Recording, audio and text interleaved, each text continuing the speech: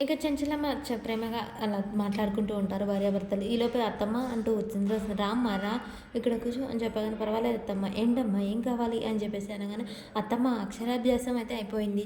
రేపటి నుంచి మీకు చదువుకోవాలి కదా" అనగానే, "చెప్పానమ్మా రేపటి నుంచి పంతులు వస్తారు" అని చెప్పగానే, "అత్తమ్మ నువ్వు బాగా చదువుకోవాలి. సరేనా, ఈ కోడలు చెప్పాక ఊరుకుంటానా, చదువుకుంటాను." చంటి తిన్నది అరక్క, ఇక అటు ఇటు తిరుగుతుంది. "బాబాయ్ బాగా తిన్నది కదా, అరగట్లేదు బాబాయ్" అనగానే, "ఇంటి చుట్టూ 4 రౌండ్లు ఎప్పుడన్నా నోరుకు రెస్ట్ ఇస్తే కదా, వాగడం ఆపితే అరుగుడు అరుగుతుంది. ఇంటి చుట్టూ 4 రౌండ్లు అదే అరుగుతుంది." "బాబాయ్ ఎలా మాట్లాడతావేంటి, ఆకు వక్క వేసుకుంటే అరుగుతుందని పెద్దాయన చెప్పాడు కదా, అందుకనే నాకు ఆకు వక్క కావాలి బాబాయ్." "పెద్దాయనా, ఓ పెద్దాయనా" అని చెప్పేసి గట్టిగా అరుస్తుంది. "ఒరేయ్ నోరు మీరా, ఏంట్రా వరగటం? మరి అవును, నాకు తిన్నది అరగాలంటే అయ్యగారు వచ్చి నాకు ఆకు ఇవ్వాలి కదా" అని చెప్పేసి చంటి అంటూ ఉంటాడు. ఇంక పైన చెంచలమ్మ వీళ్ళందరూ చూస్తూ ఉండగానే, "ఓ పెద్దాయన, పెద్దాయన అడ్డబెట్టు మీసాలాయన" అని చెప్పేసి అనగానే, ఒక్కసారిగా వీడికి ఏం పని పాట లేదు, చంటి పిలుస్తున్నాడండి అని చెంచలమ్మ అంటూ ఉంటుంది. వాడికి ఏం పని పాట లేదు, అయ్యో అడ్డమైన ప్రశ్నలు అడగడానికి పిలుస్తున్నాడు అని చెప్పగానే, "ఏంటి అడ్డబెట్టు మీసాలాయన పలకవా" అని చెప్పగానే చెంచలమ్మ నవ్వుతూ ఉంటుంది. "చూసావా చూసావా, వాడు ఎలా పిలుస్తున్నాడో, వాడికి మర్యాద లేకుండా అయింది. వాడికి నేను పనేనా, నేను వాడికి."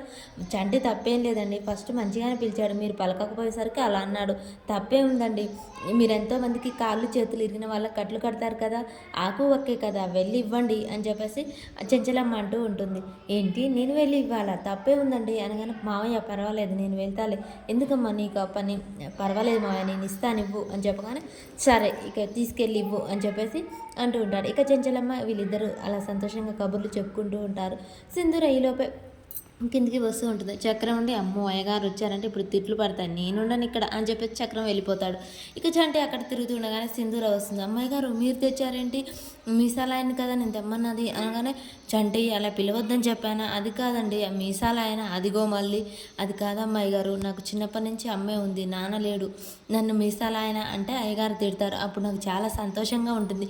"తిడితే సంతోషం ఎందుకు చంటి, ఎందుకంటే అమ్మ ఎంత తప్పు చేసినా క్షమిస్తుంది, కానీ నాన్న దండిస్తాడు, కొట్టో తిట్టో సక్రమ దారిలో పెడతాడు కదా, నాకు తండ్రి లేని లోటు నేను అయ్యగారులో చూసుకుంటున్నాను, నేను చేసే పనికి అయ్యగారు నన్ను తిడుతుంటే నాకు సంతోషంగా అనిపిస్తుంది.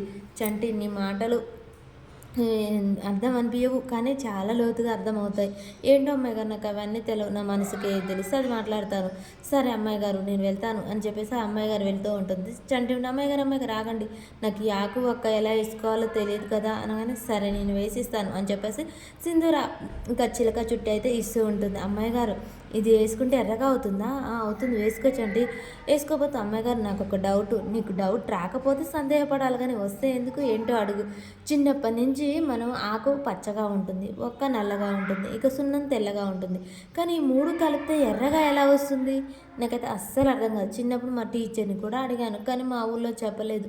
నాకెందుకో మీకు తెలుసని నాకు నమ్మకం ఉంది అమ్మాయి గారు, మీరు చెప్తారా అసలు ఎందుకు ఇలా అవుతుందో" అని చెప్పేసి చంటి అడుగుతూ ఉంటాడు. సింధూర ఆ విషయం గురించి ఆలోచిస్తూ ఉంటుంది. "అమ్మాయి గారు చెప్పండి అమ్మాయి గారు, మీరైనా ఈ విషయం ఏంటో" అని చెప్పేసి చంటి వేసుకోకుండా చేతిలో పట్టుకొని ఆలోచిస్తూ అడుగుతూ ఉంటాడు. సింధూర ఆలోచించి, "సరే చెప్తాను, సరే చెప్తాలే, నాకు తెలుసు అమ్మాయి గారు, మీకు తెలిసే, నేను నా నమ్మకం ఎప్పుడూ ఒమ్ము కాదు" అని చెప్పేసి చంటి అంటూ ఉంటాడు. ఇక సింధూర ఆలోచించి, "చూడు చంటి, మనలో సంతోషం ఆనందం అనేది ఆకుపచ్చకు, ఇక నలుపు అంటావా, నలుపు మనలో జీవకోటి రాశులన్నీ నిద్రించడానికి నలుపు అంటే చీకటి ముఖ్యం. రాత్రి పగలు అనేది ఎంత ముఖ్యమో ఈ చీకటి అనేది కూడా అంతే ముఖ్యం. ఇక తెలుపు అంటావా, మనలో ఆనందానికి సంతోషానికి మంచికి చెడుకు తెలుపు. అలా ఈ మూడింటిని కలిపి మన జీవితంలో లేకుంటే జీవితం ఎలా ఉంటుంది అనడానికే ఈ ఎరుపు. అమ్మాయి గారు మీరు చాలా బాగా చెప్పారు" అని చెప్పేసి చంటి వేసుకుంటూ ఉంటాడు. "సరే చంటి నేను వెళ్తాను" అని చెప్పేసి సింధూర వెళ్ళిపోతూ ఉంటుంది. ఇక చంటి అదంతా నవలి, "అమ్మయ్య నాకు ఎర్రగా అయింది" అని చెప్పేసి అలా అక్కడికి ఇక్కడికి నడుస్తూ ఉంటాడు చంటి.